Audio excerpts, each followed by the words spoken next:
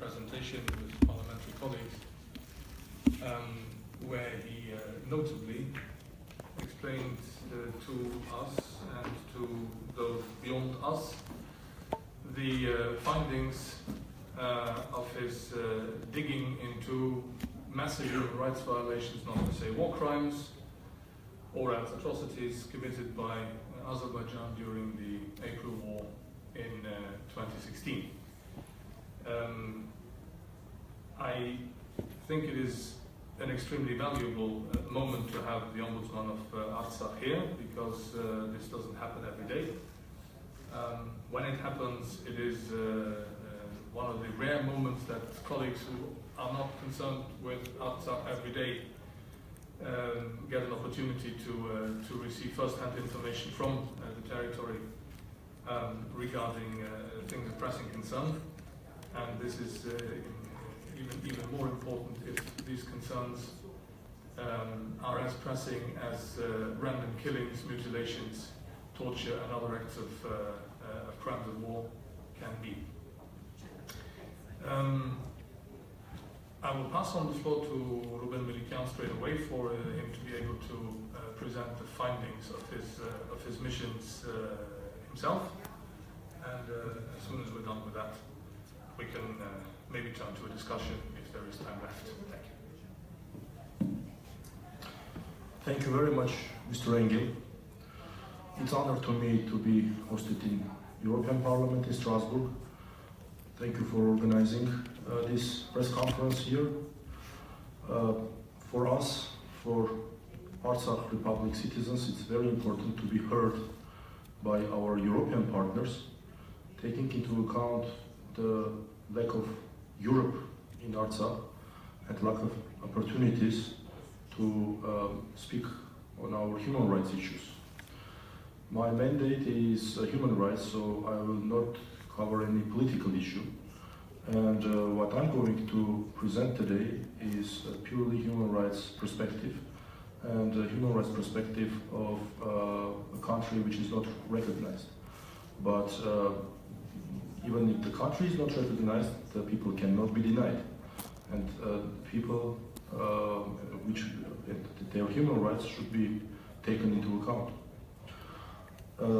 We had very productive meetings today in European Parliament with members of European Parliament, and I presented my recent report on Azerbaijan's atrocities during 2016 April war. In particular, we emphasized the systemic nature of human rights violations during April war, and one of the signs of it was that about 90% of all citizens of Nagorno-Karabakh Republic, which fall under control of Azerbaijan, were either tortured or executed or mutilated. And that happened in all directions of the Azerbaijani aggression.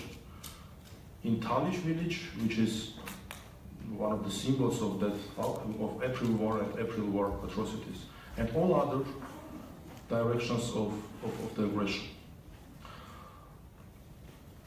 I brought with me not only the public version of the report, but also the limited edition of the restricted edition, and we have all the materials and all the photographs and also personal information about each victim of human rights violations we talk about in our report. I need to say that this is a very alarming situation for human rights community, for Europe in general, because we cannot, because of the objective situation, cannot provide independent reports there, because there is nobody to report. and this is one of the consequences of lack of Europe in Artsakh. So what we are talking about is that this situation is closely connected with the general issue of engagement of Europe.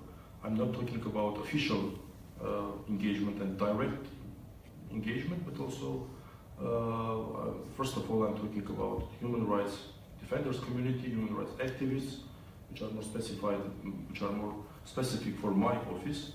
In Artsakh, in conducting day by day work, what they conduct in other parts of the world, in the countries which are as much dangerous as Nagorno-Karabakh, and even more dangerous places in the world.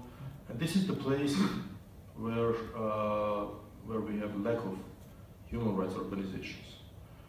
This is very alarming because it makes people think that they can commit anything they wish, and it will be impossible to independently confront that. One of the topics that I also discussed with members of European Parliament, as well as during my other visits with human rights community and so on, was the recent Lapshin's case, which is very concerning because we have a situation of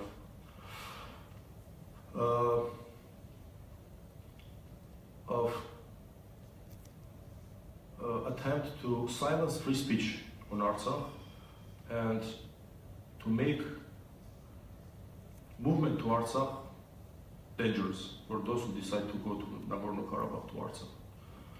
This is also a very concerning human rights issue, and it's not only Mr. Lapshin's issue, but also all those people who have been to Artsakh or decide to go to Artsakh.